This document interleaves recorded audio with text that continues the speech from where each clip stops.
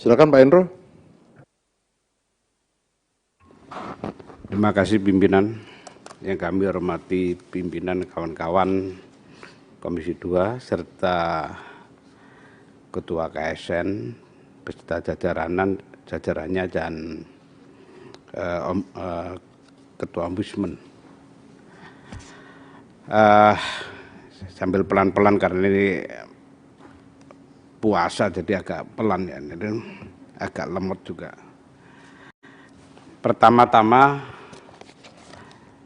saya memahami juga yang tadi dipaparkan dari KSN, Pak Gus. Ini judulnya tentang evaluasi penerapan sistem merit dalam kebijakan dan manajemen ASN. Jadi kalau kita lihat paparan yang ada ini cukup baik,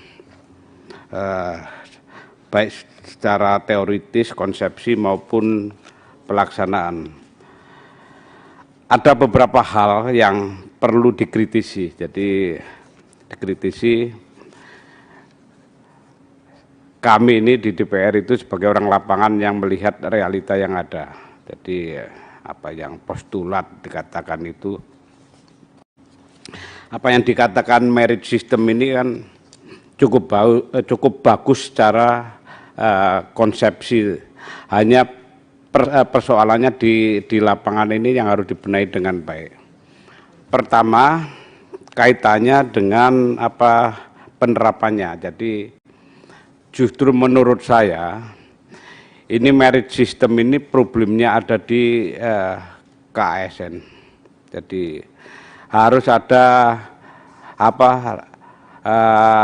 reformasi atau reformasi total dari kekuatan KASN, reformasi mental dalam melakukan pengawasan. Kami mengharap dari DPR, karena ini Komisi Aparatur Sipil Negara ini adalah anak kandung DPR RI, khususnya Komisi 2. Ini dulu undang-undangnya bersama ASN, berumur sekitar 10 tahun ini, 2013. Ini spiritnya adalah membantu bagaimana menegakkan birokrasi yang profesional yang kalau di Menpan RB adalah mendunia, sekali berkelas dunia. Nah, diharapkan ini diperkuat, jangan terombang-ambing dalam situasi politik yang ada, apalagi sekarang mendekati sudah mendekati pemilu, tahun politik, dan juga tahun politik, tidak tahun politik pun ada yang namanya otonomi daerah, ada yang namanya demokrasi langsung. Ini menjadi bahan pertimbangan tadi kendala-kendala dan hambatan penerapan sistem merit.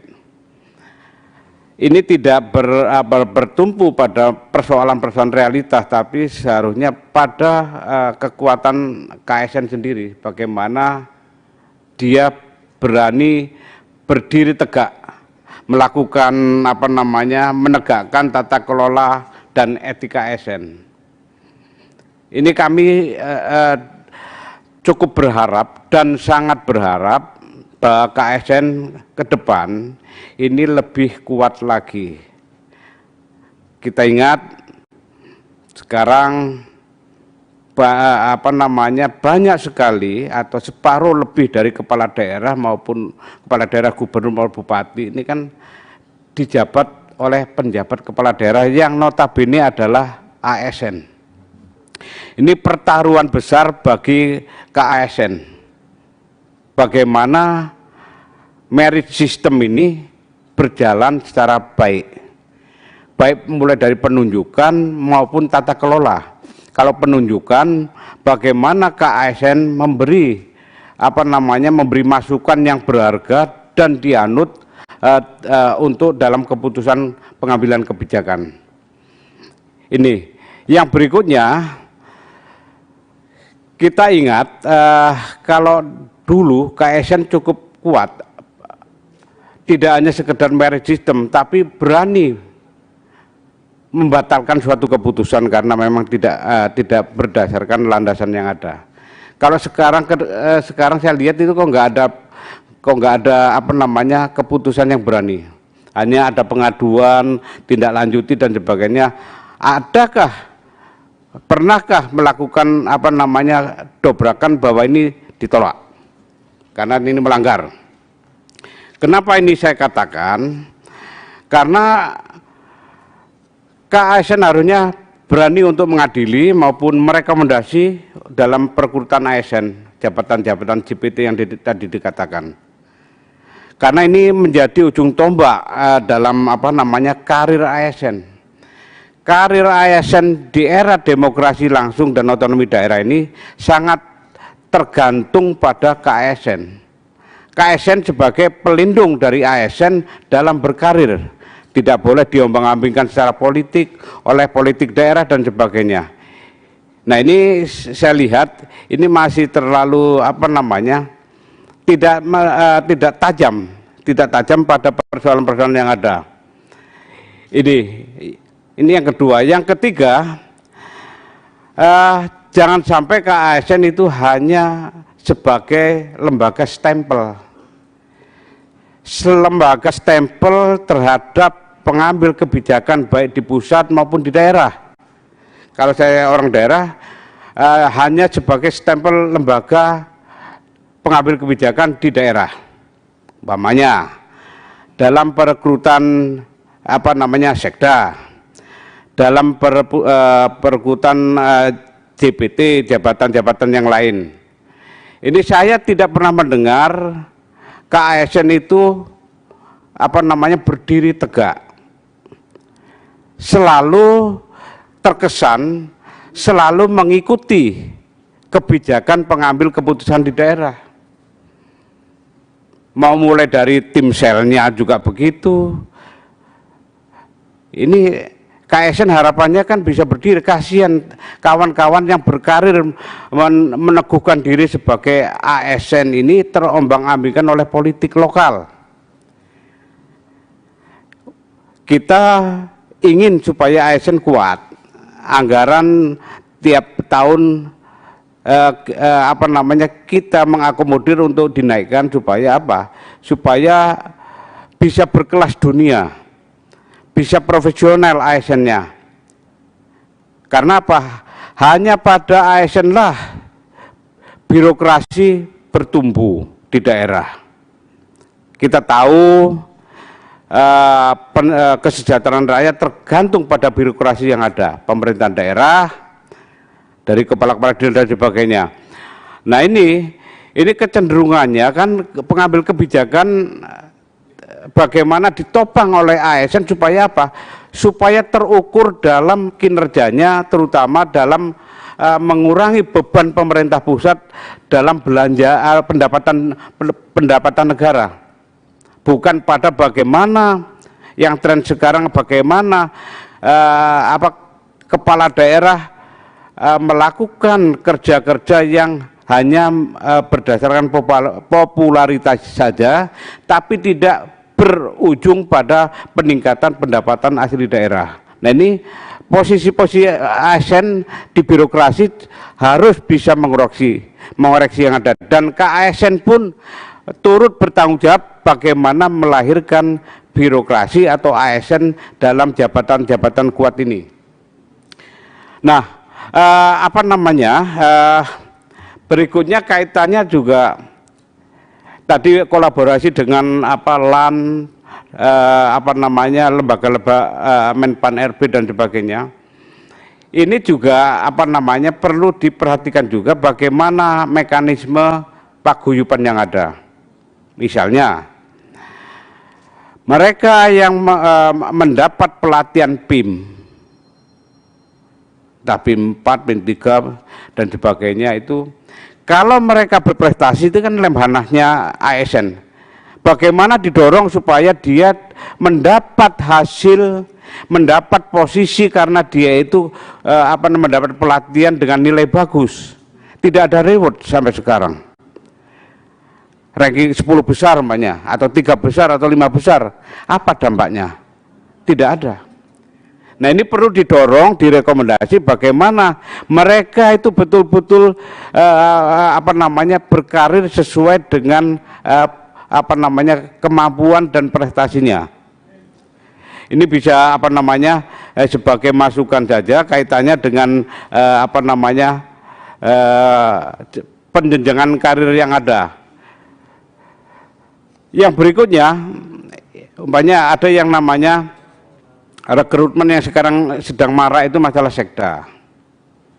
Ini ada persyaratannya itu adalah umpamanya minimum eselonnya. Dia kan harus paling tidak 2 kali jabatan baru bisa naik terus gitu loh. Nah ini kan di sini dari catatan yang ada dari eselon 2, eselon 3 ke 2A itu bisa harusnya kan 2 kali rolling dalam jabatan. Ini kadang-kadang ngaco kan dengan otonomi daerah, baru sekali naik kan gitu. Nah ini harus dikoreksi. Kami mengharap KASN ini menjadi ujung tombak dalam birokrasi, dalam menegakkan karir-karir ASN yang ada. Jadi inilah yang sebenarnya merit system yang terjadi. Jangan sekali lagi, jangan sampai KASN ini hanya menjadi lembaga stempel pengambil kebijakan yang ada. Terima kasih pimpinan. Terima kasih Pak Hendro.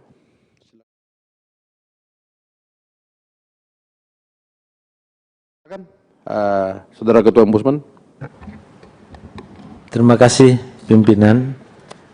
Tentu pertama saya mengucapkan terima kasih semua masukan, kritik, dan saran yang disampaikan kepada Ombudsman yang perlu saya sampaikan secara ringkas di dalam secara umum dari menjawab laporan apa yang kami sampaikan, bahwa memang kami ada kekurangan belum kita sampaikan dari aspek bentuk-bentuk pelaksanaan dari penyelesaian laporan. Jadi yang kita laporkan sejumlah 8.292 itu adalah yang selesai, Pak Pimpinan ya. Itu yang selesai. Jadi yang bentuk penyelesaiannya ada berapa Pak selesai Pak? Sorry Pak. Jadi dugaan maladministrasi yang kita temukan yang 8.290. Oh 829. Ya, ini kan menerima Pak, tidak menyelesaikan. Ya, oke. Jadi yang itu yang selesai dengan bentuknya adalah tindakan korektif. Jadi kalau tindakan korektif itu dilaksanakan oleh pihak terlapor dan mediasi bisa diselesaikan, maka laporan itu kita tutup. Apabila tindakan korektif yang disampaikan oleh Ombudsman tidak dilaksanakan, itulah baru kita keluarkan rekomendasi. Itu mekanisme kami. Jadi rekomendasi itu memang tidak selalu kita keluarkan sepanjang tindakan korektif dari hasil pemeriksaan terhadap laporan masyarakat itu bisa diselesaikan lewat mekanisme tindakan korektif. Sebentar Pak, saya interupsi ini Pak ya. Ini kan menurut Ombudsman ini kan yang selesai 8.292. Iya. Begitu Pak ya? Betul. Yang dari reaksi cepat Ombudsman RI. Pertama yang dugaan maladministrasi Pak. Jadi yang tadi slide yang dari 22.197 kasus, itu yang kita selesaikan itu sebanyak 8.292. Izin Ketua, untuk lebih bisa kita melaksanakan fungsi pengawasan kita, akan lebih bagusnya di dalam jawaban tertulis nanti dijelaskan daerah mana saja. Iya. Nah sehingga kami yang di anggota Komisi 2 ini bisa lebih gamblang melaksanakan fungsi tersebut. Terima kasih Ketua. Ya, terima kasih. Baik, terima kasih. Silakan Pak. Jadi memang seperti di dalam mandat undang-undang, karena Ombudsman ini adalah magistratur of influence yang juga tadi sudah disampaikan, bahwa pendekatan yang yang selalu kami lakukan adalah pendekatan yang informalitas. Gitu. Nah, dengan demikian maka proses penyelesaiannya seringkali adalah kita lakukan persuasif. Itu yang yang membuat seolah-olah ombudsman tidak tegas. Tetapi yang ingin kita capai adalah bahwa laporan masyarakat ini selesai dan mendapat solusi. Itu yang nanti akan kami sampaikan secara rinci seperti apa yang disampaikan oleh Bapak-Bapak sekalian. Ya. Nah, terkait dengan kendala-kendala juga nanti akan kami sampaikan seperti apa yang disampaikan oleh Pak yang terhormat Pak Gaus tadi mengenai apa outputnya, bentuk-bentuknya, dan kemudian kendala-kendala, insya Allah kami akan jawab secara tertulis.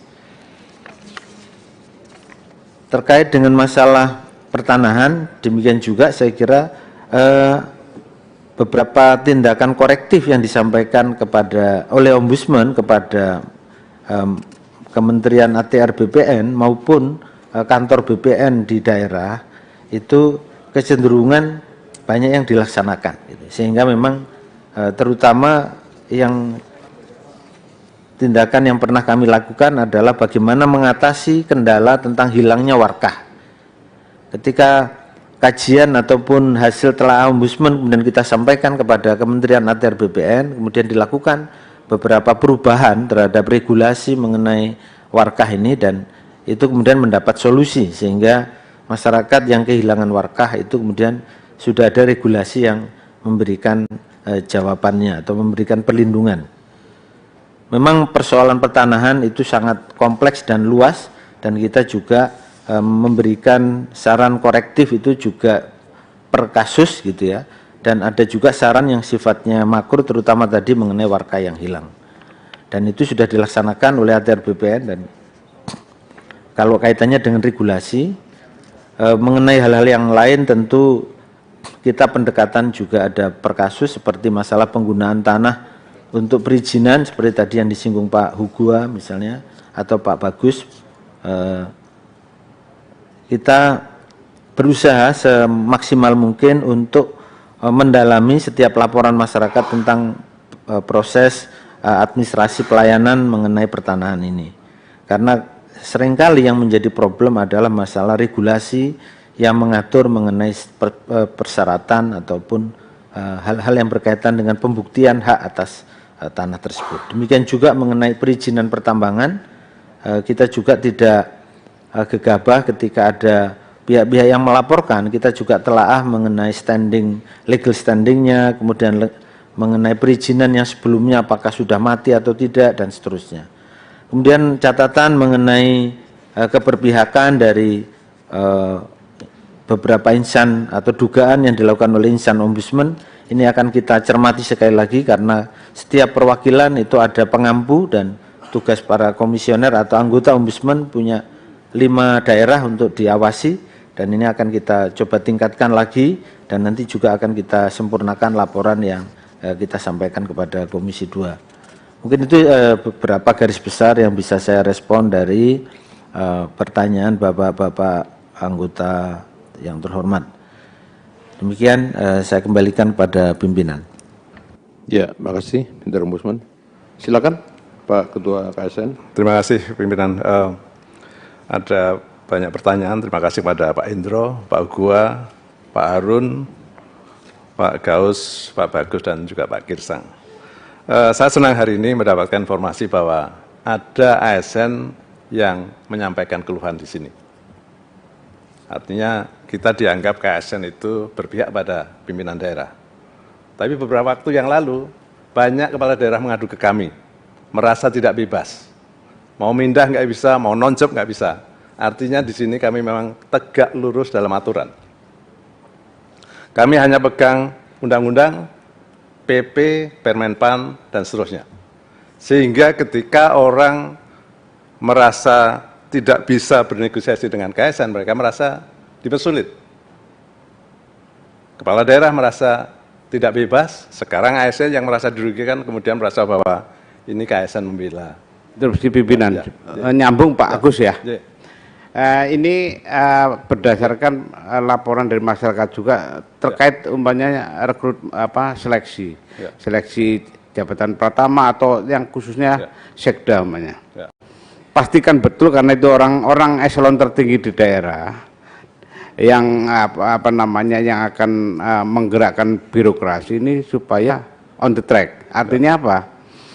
Artinya bagaimana KASN itu mengawasi betul tim sel. Ya.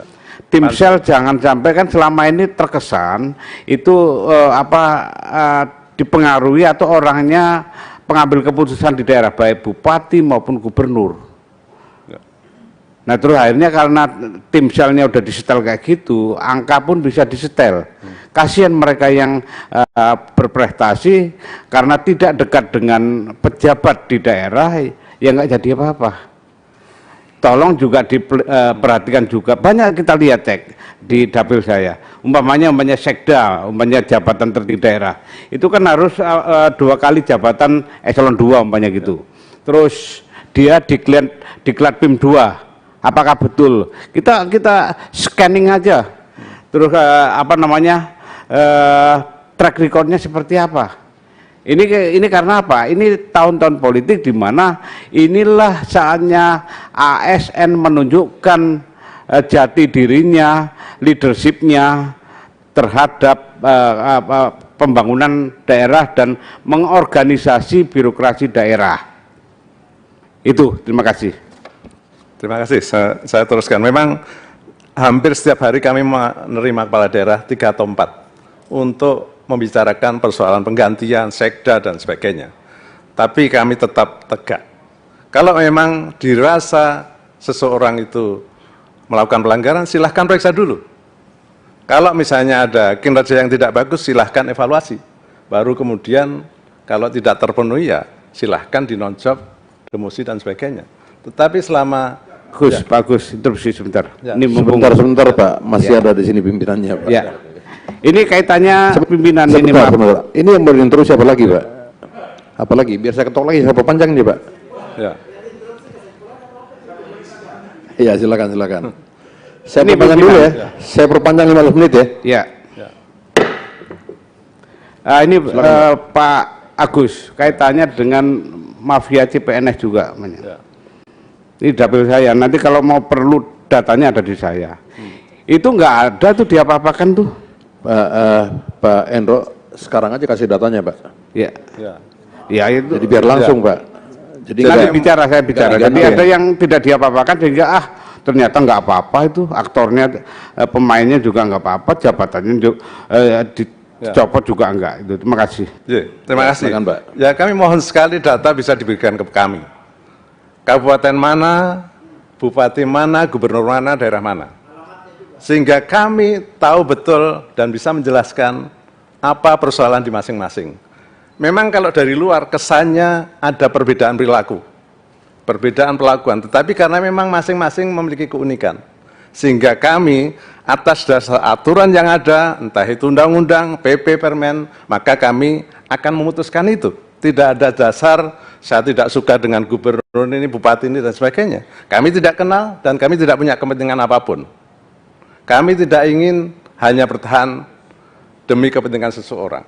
Kami ingin menegakkan dan membantu Presiden untuk mendapatkan ASN yang baik, memperkuat birokrasi menjadi birokrasi yang unggul berkelas dunia. Karena itu memang dalam pengisian jabatan harus dipastikan dasarnya adalah kompetensi, kinerja, dan integritas. Dan itu semua sudah ada pengaturannya. Ini rumpun jabatannya seperti apa.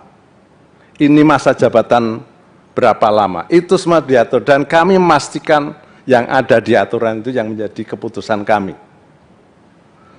Sehingga kalau tadi ada pertanyaan, bagaimana cara mengawasi? Ya kami pastikan ada usulan rencana dari instansi pemerintah, siapa yang mau diisi, harus dipastikan kosongnya seperti apa. Karena pensiun, karena promosi, atau karena yang lain. Kalau misalnya orangnya masih di situ, kami tidak akan membolehkan untuk diisi secara seleksi terbuka. Dan pansel kami pastikan harus ada unsur internal dan eksternal untuk memastikan itu independen. Beberapa kali kami membatalkan seleksi terbuka karena panselnya tidak memenuhi syarat.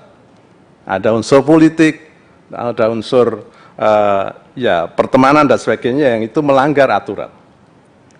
Dan karena itu kalau memang ada kasus-kasus, tolong sampaikan kepada kami, sehingga kami bisa mengkaji dan kami bisa jelaskan. Penjelasan tertulis nanti akan kami sampaikan secara lengkap. Dan soal kasus tadi, Kemenpan, penataan struktur, kemudian fungsionalisasi, banyak yang mengadu kami. Dan tentu saja kami kemudian laporkan kepada Kemenpan untuk dibuat kebijakan yang benar, dan kami selalu diundang untuk mendiskusikan apa-apa saja yang harus dilakukan. Tentu kami tidak punya kewenangan untuk membuat aturan, kami hanya memberikan masukan atas dasar masukan, aduan yang muncul dari berbagai daerah. Dan kalau kita dikatakan membela kepala daerah, kami sudah mengembalikan 480 ASN ke posisi semula. Yang mereka di-non-job, didemosi, dikembalikan lagi. Kalau kami dianggap membela kepala daerah, ini buktinya, ini angkanya yang berbicara. Kalau kami hanya membela kepala daerah, ya silahkan saja men-non-job. Tapi sudah 480 orang lebih yang kami kembalikan. Jadi ini angka yang real. Izin Pak Ketua, bisa nggak nanti kita dikasih daftarnya Pak itu? Oh ya, oke. Iya kan, biar kita bisa cross check juga Pak. Ya, oke. Ke sana. Siap. Baik, nanti laporan lengkap akan kami sampaikan, dan terima kasih. Assalamualaikum warahmatullahi wabarakatuh. Waalaikumsalam. Ternyata selesai juga. Udah nggak interupsi ya Pak Endro? Udah nggak interupsi kan?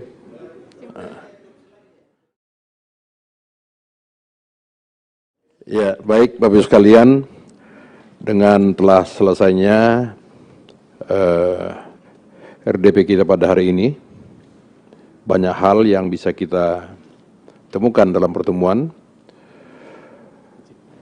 Mudah-mudahan ini bisa menjadi koreksi perbaikan ke depan yang lebih dahsyat luar biasa lagi, Ibu sekalian. Sebelum kita tutup rapat dengar pendapat ini, sebagaimana biasanya kita akan membuat dan membaca kesimpulan. Tolong dikoreksi nanti ya, Pak.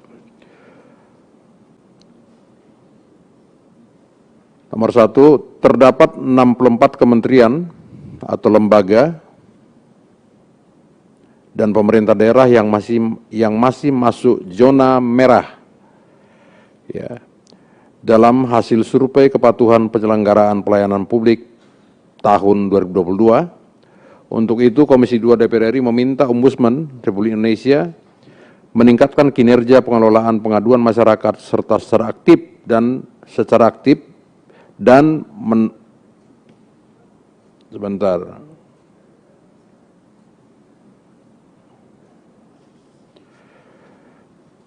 kinerja pengelolaan pengaduan masyarakat secara aktif. Ya, sertanya tolong di drop aja. Ya. Secara aktif dan mendorong kementerian, lembaga, pemerintah daerah untuk menerapkan standar pelayanan publik sesuai dengan Undang-Undang 25 tentang pelayanan publik. Undang-Undang 25 tahun berapa ini, Mbak? 2009.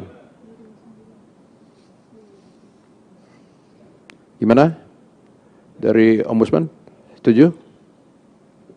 Coba direnungkan, Pak.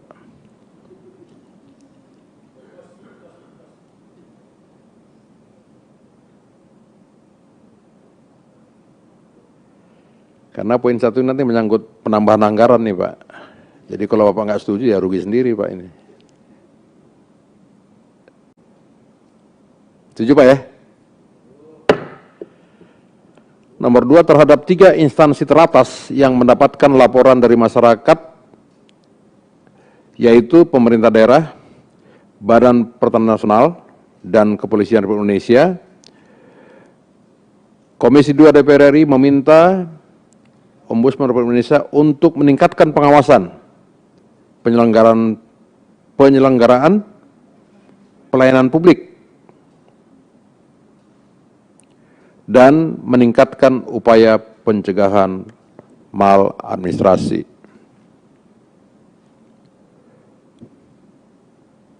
Setuju Pak ya?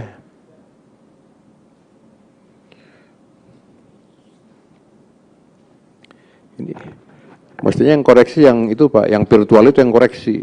Jadi mereka punya kerjaan juga. Iya kan?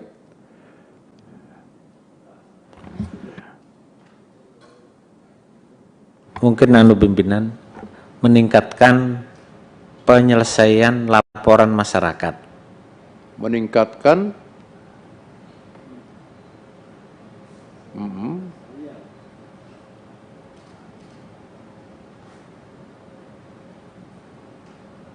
ya. Ya.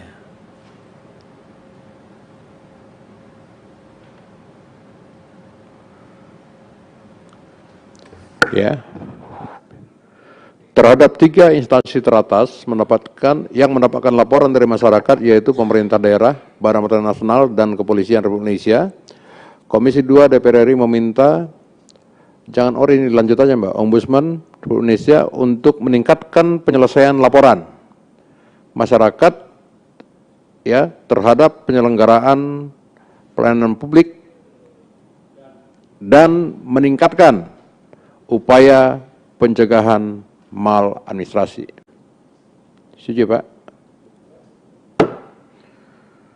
Nomor 3,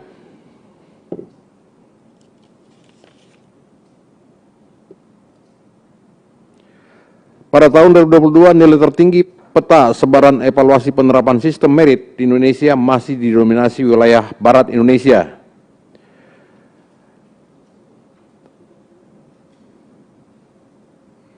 Untuk itu, Komisi 2 DPR RI meminta kepada Komisi Aparatur Sipil Negara untuk melakukan percepatan penerapan sistem merit di wilayah Timur Indonesia, khususnya pada daerah 3T, terluar, terdepan, dan tertinggal. Ada koreksi, Pak?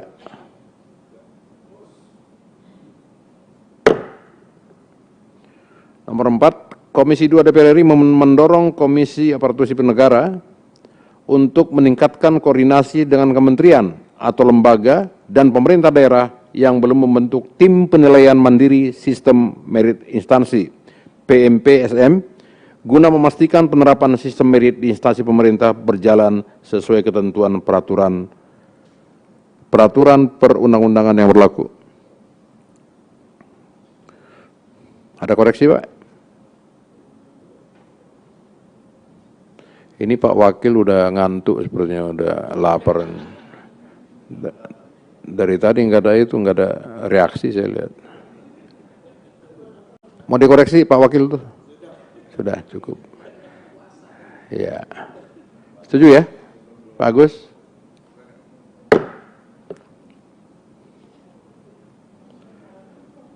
Nomor 5, terhadap proses pengisian jabatan pimpinan tinggi JPT yang ditempatkan tidak sesuai dengan kompetensi atau tidak sesuai prosedur, Komisi 2 DPR RI mendorong KSN untuk meningkatkan pengawasan sebagai upaya peningkatan kualitas proses seleksi, pencegahan kekurangan, dan dugaan pelanggaran sistem merit dalam pengisian JPT.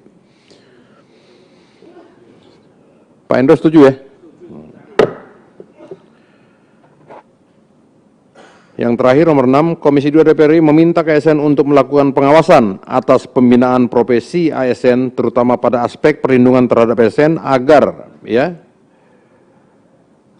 terhindar dari pelanggaran nilai dasar, kode etik, kode perilaku, dan netralitas.